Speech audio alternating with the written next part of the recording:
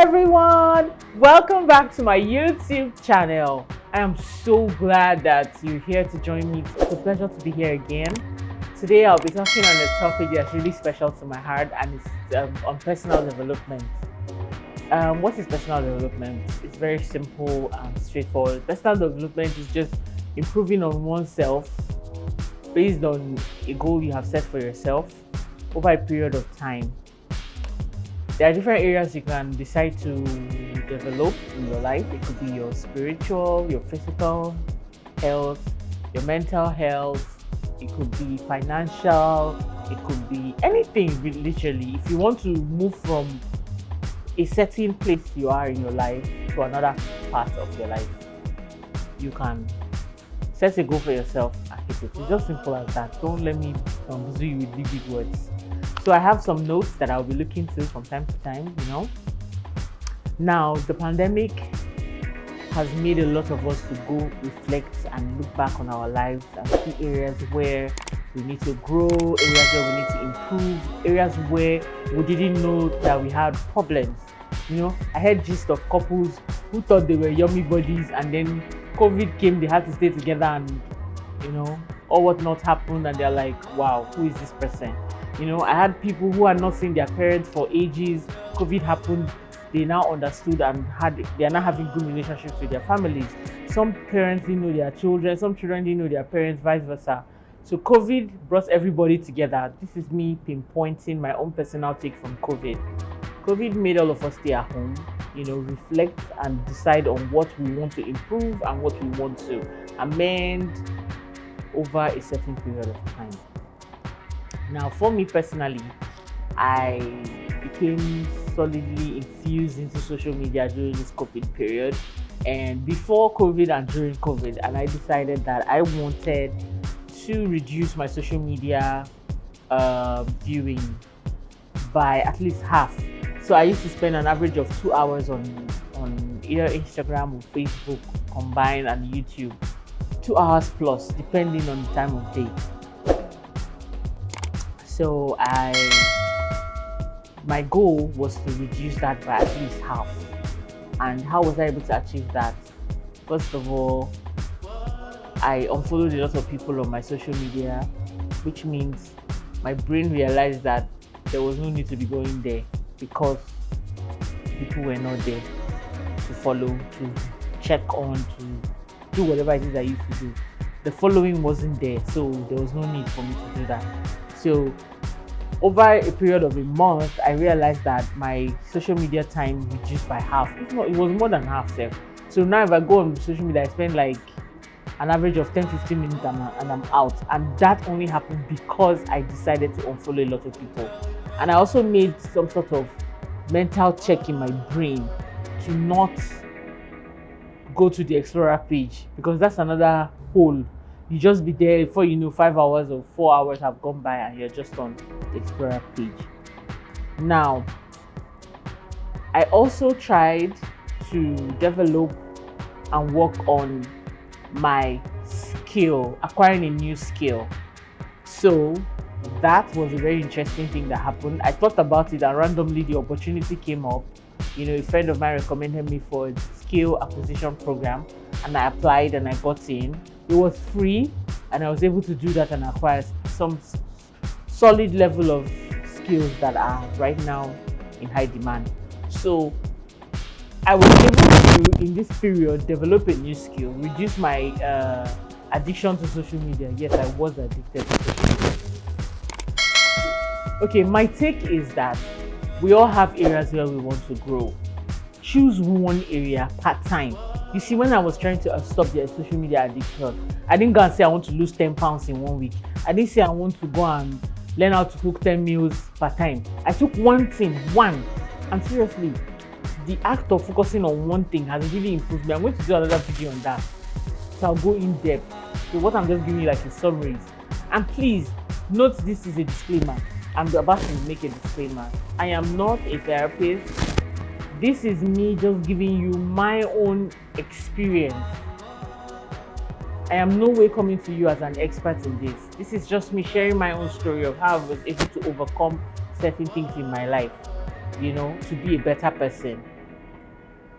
Now, the next thing I'm going to be talking about is everybody is different.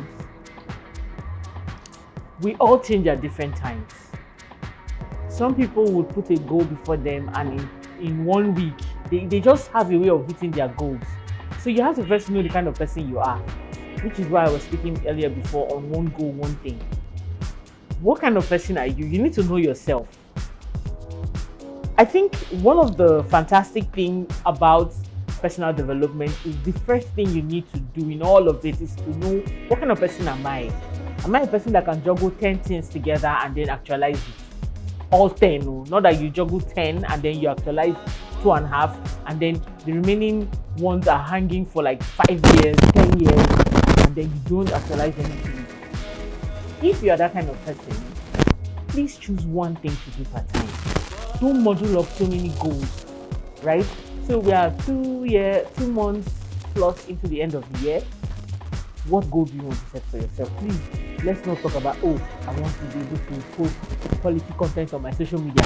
I want to be able to lose 10 kg before Christmas. I want to be able to write 7 contents on my blog. See, and let's say you had those goals from January up until now. You don't scrap all of it. Pick one. What do I want to achieve from now till next week? If it's to be able to sleep at 10 p.m. every day, what are the steps?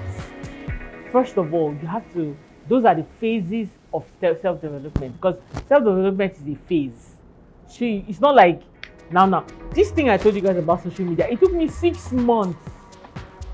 So let me not come to you like somebody that, I have goals and all of a sudden I just made, it took me 6 months of every day trying, failing, sleeping, binging on this social media that I'm still saying that I've been able to reduce the time. There are days that I will leave social media for 2 days, then I'll go back and spend one whole day on it. So I decided that I needed to move away from this plenty list I had, and I decided that it was only one goal I wanted to have, and it was to reduce my social media time. And guess what, guys? Since I reduced it, I noticed that my creativity has increased in other areas and other things that I've been procrastinating on, right? I've been able to fulfill a number of goals, devote myself to my skill acquisition course, finish it, and do well on it. So I'm sorry to say, as much as social media is a wonderful tool, it's also a huge distraction. And I'm realizing that if you want to do better things, if you want to create content to push back into social media, you can't spend as much time on it if you are trying to generate content. You have to be able to separate yourself from it for a period of time, develop the content you're trying to push into social media or any kind of media you're trying to do that for your business and whatever it is you're doing, to create capital for yourself. You can't devote 10 hours to social media and then you expect. Sorry, the video is not going on to that. We're still going to go back to personal development. But I'm saying this because social media has become something that has now entered into our lives that we can't even separate ourselves from it. So that's why I'm hammering on this. You can do it. If your challenge is to reduce that timing, if it can happen for me, trust me, it can happen for you. You just need to pick just that goal and work actively towards it. And give yourself grace to go through the process. It's not a one-day thing. It's not even a one-week thing, right? Now, I want to address something, the misconception of growth. Some people might say, oh, you just abstain from social media and that's to you, that's growth. That's for them. Some other people, growth to them in personal development is hitting like doing some course, going to pitch for some gig, winning 10 million naira or $10 million or whatever, and to them that's growth. You see why I went back to saying you have to know why you want to do something. You need to know, are you trying to do this for yourself? Are you trying to improve yourself? What is it? You need to know why, the reason for wanting to do this, right? So don't be confused about growth. Growth to you can be measured in any form. If you, for example, let's go back to social media. If today you spent 2 hours on social media and before now you used to spend 5 hours, that's growth. If before now you used to eat drink 10 cans of soda, and today you're drinking 9. Let's say initially you take 10 and now you're taking 9. It's growth. You're making progress, although it's gradual, but you need to give yourself credit because you are doing a good job. Now, why do you need to grow? Because we are not made to be static. If you plant a seed today, it grows. No seed is planted and then if it dies, it's a different scenario. If it doesn't grow in a certain soil, it's a different scenario. But we are made to grow and thrive. We're made to improve. That's why we go to school. That's why we learn a trade. That's why we learn a skill. That's why we go and intern at places to grow. We are made to move, try to improve. So please, personal development is key. If you want to be a better person, you have to grow. You have to learn to grow. Ascertain where you are now and where you want to go. The part in between is the growth stage. 3 phases. There are many more phases, but the ones that are realistic and less cumbersome to understand, for me, are 3 stages of personal development. The first one is the discovery, self-discovery. The good book says, man, know thyself. Look, do not deceive yourself. Just know yourself for who you are. When you go on those fabulous courses that you do and they enter you up and you're all ready to hit your goals, smash your goals, ask yourself, who am I? Can I do all things that this person has motivated me to do? If I can't do all of it, how many can I do? Over a period of how long? Outline 3 phases of self-development, and this is to reduce the cumbersome list. Discovery. This self-discovery. It's not even 3, it's actually 4. Can you imagine? It's 4 phases of personal development.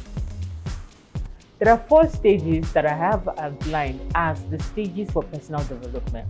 And the first one is personal discovery. What is personal discovery? This is gaining of adequate understanding of yourself. Who am I? What skill sets do I have? What are my dreams? What are my visions? What are my hopes? What are my plans? What are my visions? This is the foundation on which the next phase hinges on. Then the second phase is the personal development or self-development stage. So here, you pick out the discovery items that you discovered about yourself, and then you work out a plan, a step-by-step plan on how you want to achieve those personal things that you set for yourself. And what are the ways that you can move on with this self-development? One, you can go back to school. If what you want to develop requires you to go back to school, and school might not always be physical school. There are online courses all over. There's Coursera, there's Udemy. There are so many platforms where you can learn for free or at a minimum price. Sometimes you will need to go on internship. If it's a career development path that you're trailing on, you can decide to find somebody within that niche and intern with them. If they decide to pay you a stipend, fine. If they don't, excellent, you work for free. A lot of us have worked for free and are still working for free. The third phase is self-mastery. So now you have gone to develop that skill. It's now time for you to master that skill. I'm going to give an example to tie all these 3 phases together. Now you have gone to school, you have learned everything they taught you, you've done the internship, you've gone to learn that stuff somewhere, you have acquired all the gadgets you need. It's now time for you to master. Mastery comes with practice. If you do not practice, you can never master. The more hours you burn mastering and practicing is what makes you a master of your field, because you practice over a long period of time that everything in you now understands that process, that it will wake you up from any sleep. More on self-mastery, your thoughts also play a part on this stage, because remember, you have gone to know what it is that you are good at, which is the discovery stage. Secondly, you've gone to learn, the development stage. Now, in this self-mastery stage, your emotions come to play here. Your mind is very important here, because a part of your mind will be telling you, let me play a local example. Let's say, let me not give that example yet. Let me get to the fourth stage and I'll use an example. For your emotions here will try to drag you back to before the self-discovery stage. Your emotions will want to tell you you are not good enough. Who told you can do it? Why do you think you can do it? It will continue to question you, and almost want to taunt you to make you give up on that goal or that plan or that thing you're doing, so that you refer back to before the self-actualization stage, and that's dragging you backward. So you need to have a defense mechanism for that emotional talking part, where your mind is constantly telling you, oh, you can't do this, oh, you can't do that, you can't do this, you can't do this, you are not good enough. Did you really learn? How many minutes did you burn in learning this thing? How are you sure you are dedicated enough? It continues to question your mastery skills, but you have to ignore it. You have to silence that voice constantly, so that you can achieve what you are trying to achieve. Now, when you're done with all that, when you succeeded in numbing that voice or pushing through that voice, you now come to the self-actualization. In this stage, you are becoming everything that you want to be. You are flowing on autopilot. You now know how to deal with the voice that speaks to you and tells you you are not good enough. You now know how to read the people that look down on you while you're learning all this, is telling you, no, you don't know, you will soon give up. Oh, I know you. Is it not you? You will not do this thing. Don't worry. Just get over the high and come back and join us in our mediocre style. So, let me give a quick example. Say you want to learn video editing as a personal development skill. Now, why do you want to go into video editing? You want to make quality videos that will make people say, wow, this is amazing. You want to tell stories in your own way, without any kind of gatesman saying that, oh, you can't do this, you can't do that. You want people to have a taste of your creativity, right? That's the discovery stage of why you want to go into video editing. Now, the development part in self-development, in personal development, is you probably go and do like a course on Adobe Premiere Pro or some kind of digital course to learn video editing, right? How long? That's what you go back. How long does it take you? Do you think it will take you to learn that skill? Is it 1 month? Is it 2 months? Is it 3 months? Is it 5 months? Is it 6 months? You put your dedication, you work. You work because it's a lot of work. The development stage is hard because you're putting in time. After the courses, you now ask yourself, do I need to intern with somebody? Do I need to learn more under somebody who is practicing this profession? So you go under that person and learn, right? Whilst you're learning, you're gaining some form of understanding of the business of that skill. You're learning the customer service of that skill. You're learning all sorts in that skill. Next, self-mastery. Oh, you're not good enough. You've learned video editing. You're a fantastic video editor, right? You know how to create content. You know how to organize the content in a way that people will want to know more about what you're saying.